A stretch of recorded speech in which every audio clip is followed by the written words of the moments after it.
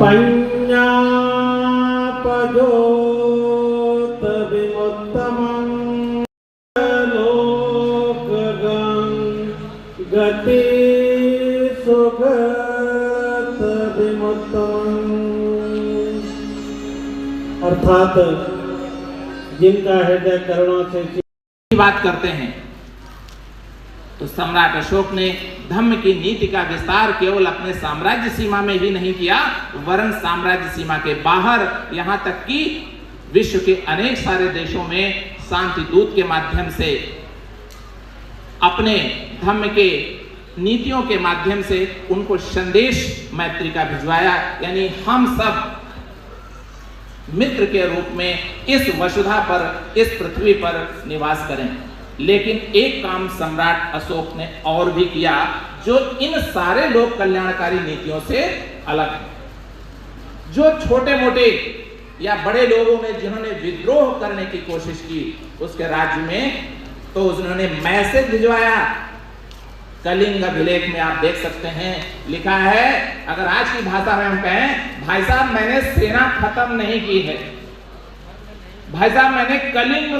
तो इस गौरव को हमें भरना है कि हम एक ऐसे महान सम्राट के वंशज हैं जो आज चरणों में अपना नमस्कार करते हैं और सभा में उपस्थित सभी जन इस बात का अपने हृदय में गौरव महसूस कर लें कि हम उस महान सम्राटों के सम्राट महान अशोक जी के किया है।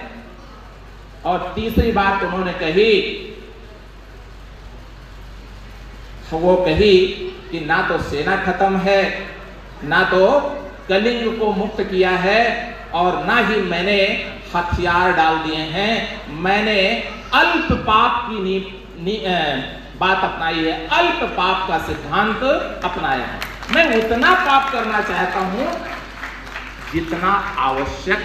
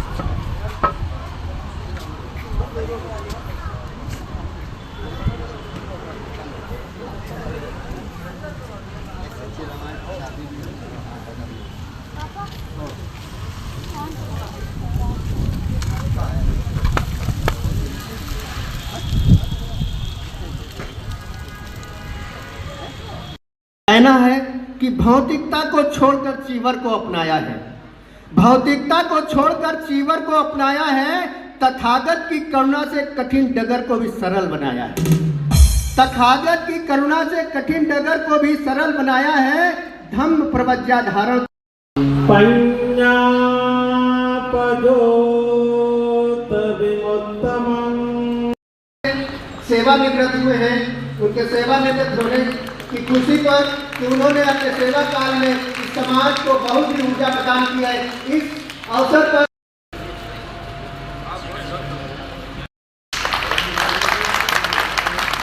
इसी के साथ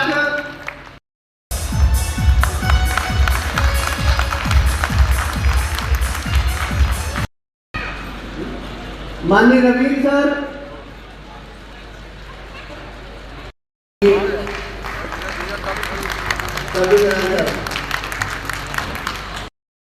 रवीन साहब जी कानपुर विकास प्राधिकरण में मई को छठपुरा टिकरिया में मूर्ति का अनावरण होना है, जैसा कि मैं अभी बताया था।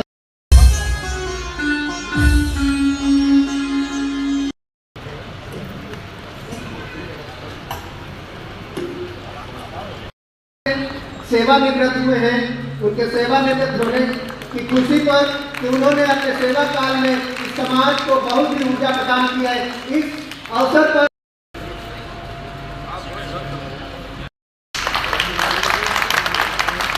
इसी के साथ राजनीतिक न्याय क्या है? सबके साथ समान व्यवहार होना चाहिए अगर कोई ऐसा कार्य करता है। अगला जो सोपान है, अगला जो कदम है लोक कल्याणकारी नीतियों का, वो उन्होंने कहा कि हम इंफ्रास्ट्रक्चर डेवलप करेंगे। आज की भाषा में अगर हम कहें तो रोड बनाएंगे, सड़कें बनाएंगे, वन की नीति बनाएंगे, सराय बनाएंगे, शौचालय बनाएंगे। क्यों? ये व्यापार के लिए, अर्थव्यवस्था के लिए बहुत ही आवश्यक है।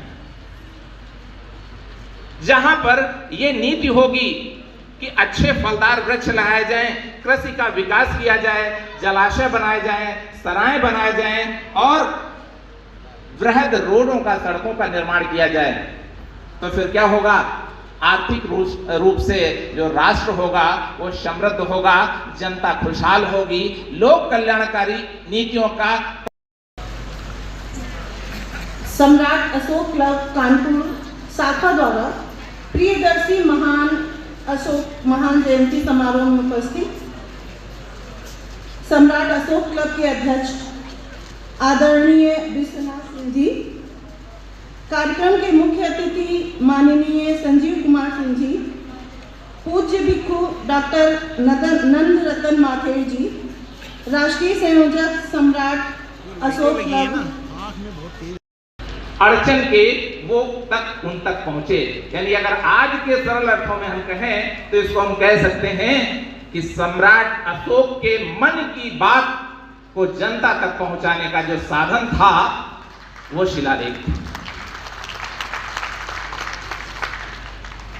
तीसरा जो लोक कल्याणकारी काम किया,